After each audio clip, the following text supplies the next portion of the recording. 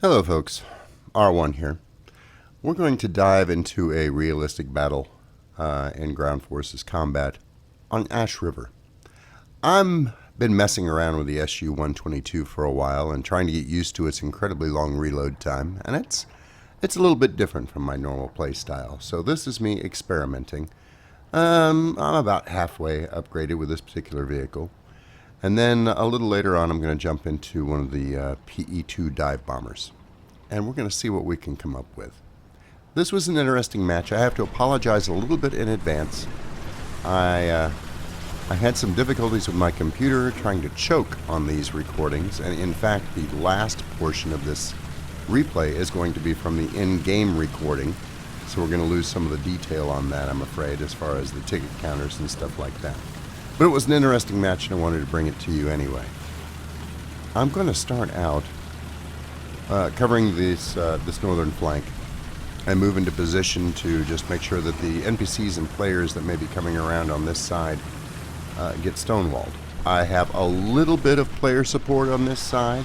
I think about a T-34 that sticks with me for at least a while, which is fairly important when you're running something as slow to reload as this particular beast. Again, please bear with me. Some of these sections get a little bit glitchy, and I know that can be a little bit annoying. I don't know what was going on with my computer that day, but it was just giving me fits.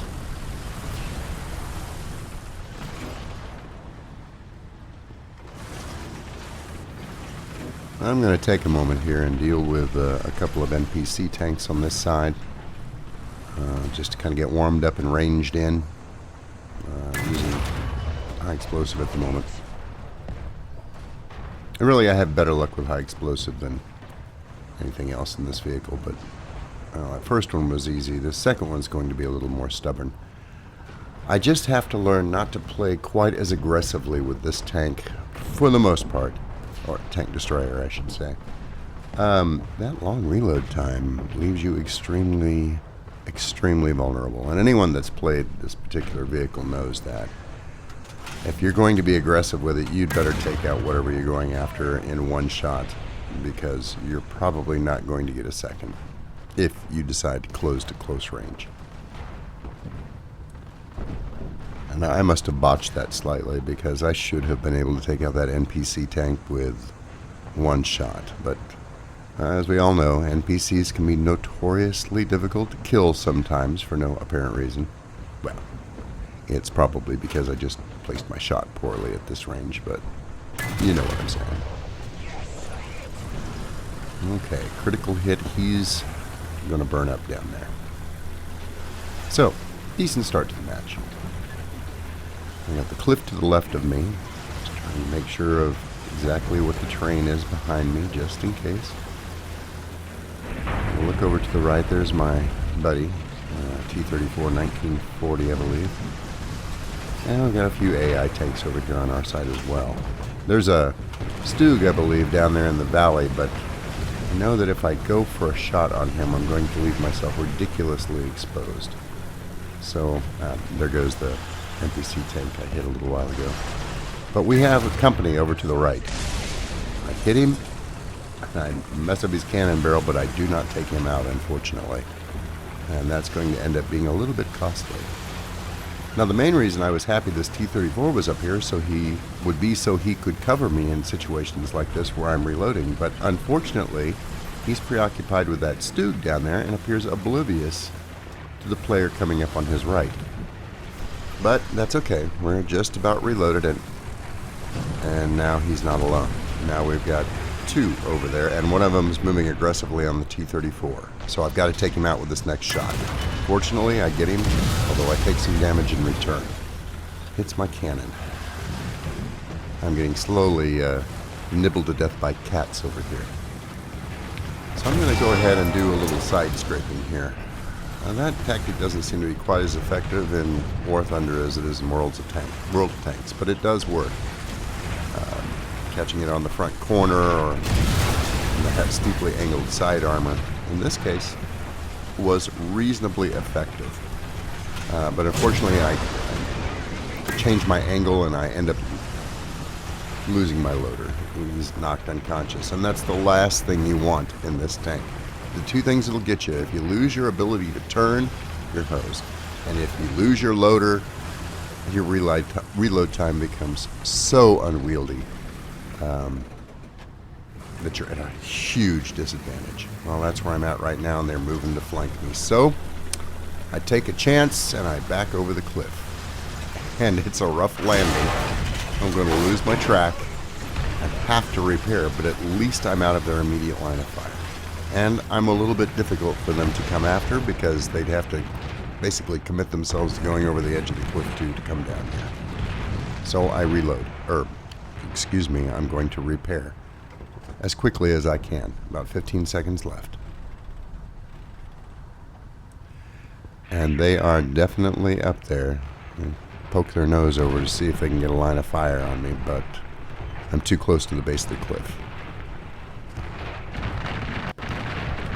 Now, I had noticed that someone had started trying to capture our base, so I'm going to start heading back in that direction. Got a little fire support there by a friendly IL-2. Thank you very much, sir. I'm going to go back and try and safeguard our base. There is a player tank behind me that will be taking pot shots at my rear. Fortunately, he aims a little bit too low and clips that little bit of a lip behind me instead of shooting me in the behind, because that could have ended this particular match a little bit quicker. One of my teammates has managed to get back to our base and stop the capture, but I'm going to go ahead and move in that direction still to support his efforts. I know that there are at least a couple of enemy tanks up here on top. There's one of them right over there now. He looks like he might be trying to go around this big ridge in the center and assault our base from the front. So I'm going to cut across here and see if I can head him off and keep him away from our base while my companion over there recaptures it. Now, I'm not sure exactly how effective my support efforts are going to be. I'm still pretty jacked up. My reload is still not the best, and my cannon barrel is damaged, but I'm going to do my best here.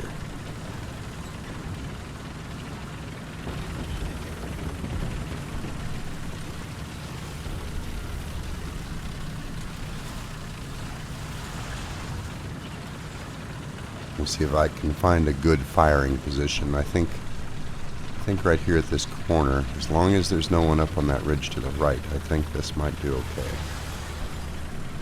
That higher ground is always a worry when you're exposed like this. There's somebody over there in the distance. I'm not sure if there are some rocky outcroppings in the way or not. Maybe I can lob a shell over the top. I don't know, we'll see. This is actually kind of foolish. With as slow a reload as I have, I shouldn't be taking speculative shots like that. But I do, and I'm stuck with a long reload. So I pull back, see what happens. Now the match looks like it's slowly starting to swing in our favor, but it's still a long way from over. They could come back at any time and give us a lot of grief. And there's what I really didn't want to see. Someone up on the high ground to the right. I'm going to try and snap a shot off in his direction, but the angle is just not very good. And he starts opening fire on me. Which I'm glad I spotted him, otherwise my side would have been completely exposed. I can't stay in this position. He'll pick me apart. So I'm going to head over here and see if I can work my way up into the high ground while I reload and deal with him. At least that was my original thought. But as I cross this open space, I'm going to notice that there is a enemy tank destroyer coming up from the left. And there he is, he's the more immediate threat. Now I know as I'm doing this, that fellow that was up on the high ground to the right could easily come up behind me at any point in time. I'm hoping he takes his time and is waiting for me up there, because my backside is going to be exposed to him if he comes down, but I figure I really don't have much of a choice. The situation now gets worse. I have a Panzer T or 38T come around the corner, and he can damage me if he can get a good shot on my flank. So I'm going to back up around the corner, try and get out of the Stug's line of fire, and deal with this little fella. Hopefully I can just take him out in one shot and move on. But of course, I critical him, but he has a fire extinguisher, and the Stug sets me on fire as well. So I'm going to put fire out. I still have 2 opponents in front of me, and yes, the guy has come down from the ridge behind me as well. So I'm completely surrounded and, frankly, not long for this world. My reload is far too much. It was a Panzer IV, and there he is. Alright, fair enough. I think it's time to jump in the PE-231, and see if I can deal with some of these fellows around our base. I'm sorry, I did jump into my premium plane, the PE-205. I'm going to see if I can deliver some ordnance on the area immediately surrounding our base. I know that's where they're at, and they're not likely to be leaving soon. They're going to go for the cap. So that's really kind of a perfect setup for this dive bomber. Now I'm about to lose my detail here as I switch over to the in-game recording in a few seconds. And again, I apologize for that. But it should give you a pretty good idea of what's going on. They're going to make repeated attempts to cap, and I'm going to make repeated attempts to stop them.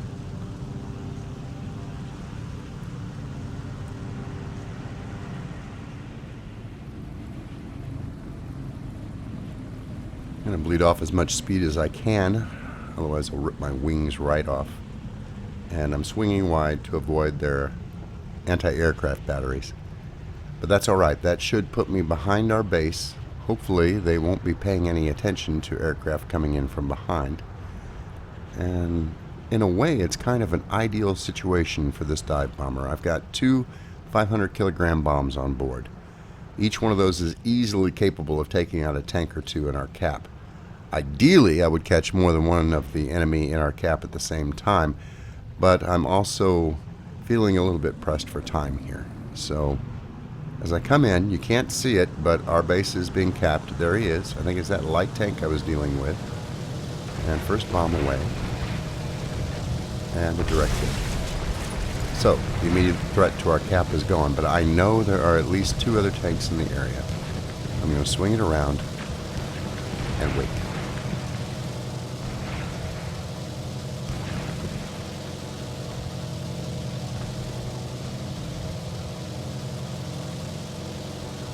Now, at the moment, I don't really have any enemy aircraft in the area to deal with.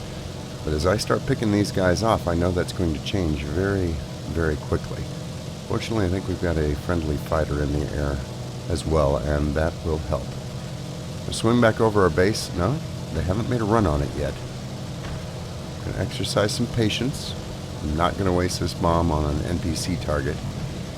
I'm going to wait until I have a good, viable player target to go after. And it was wise that I did so, because as soon as I go past the base, one of the enemy players sneaks into our base and starts capping immediately. And I know you can't see it on this replay, but I'm going to swing it around immediately and head back in for him. You'll notice there's another player, enemy player, closing in from the right. I should have perhaps waited, but I wanted to take this guy out quickly. It's already in our cap, and I deal with him. Now, the reason why I made that decision not to wait until both of them were in the cap is because in this particular match, our capture point is right next to our spawn points, and I still have 1 respawn left in my tank destroyer, the SU-122. So I'm going to go ahead and bail out of this plane, which is something I normally don't like doing unless I absolutely have to. But I think they're getting down to their last player that's still in a tank. And I'm going to spawn right next to where that fella's going to be, because he was heading directly for our cap. And hopefully that ends up being a wise decision. And you'll see in a moment also we have an I-16 pilot in the air, a little fighter. He's going to do some work here in just a minute. He's going to end up dealing with a couple of German fighters for a while and keeping them off of myself, and I've got 1 other player on the ground that's going to assist me in a light tank as well.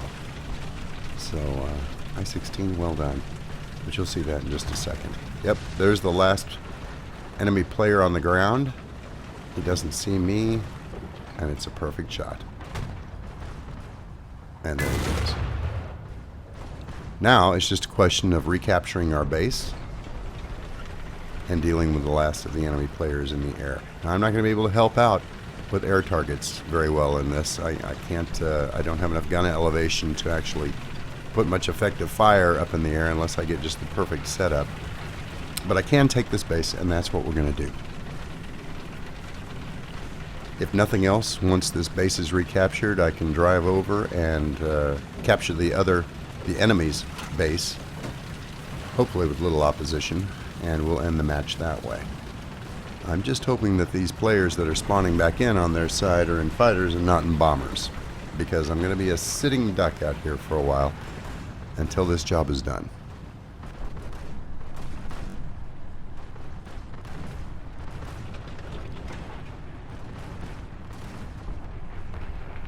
As it turns out, I was in luck. The enemy have spawned back in a couple of BF-109s. Of course, one of them has a bomb, which fortunately misses both of us. That would have really sucked. And our I-16 is doing his absolute best to put pressure on those two fighters. He's chasing one and being chased by the other. And he does an excellent job. He keeps himself alive, and he keeps pressure on them so they can't line up properly for their strafing runs. That fellow was trying to take out the light tank behind me, but he was being hard pressed. Well done, sir. And I'm going to take one pot shot here, but it doesn't matter. These two are so intent on shooting down my teammate that they crash and burn. And that's going to end the match. So, this is just me easing back into ground forces combat. It was an interesting match. Sorry for the quality, but I hope you enjoyed it. If you did, please give it a like and consider hitting the subscribe button if you haven't already. And if you are subscribed, thanks a lot, guys. I appreciate it. Until I see you folks again, good hunting.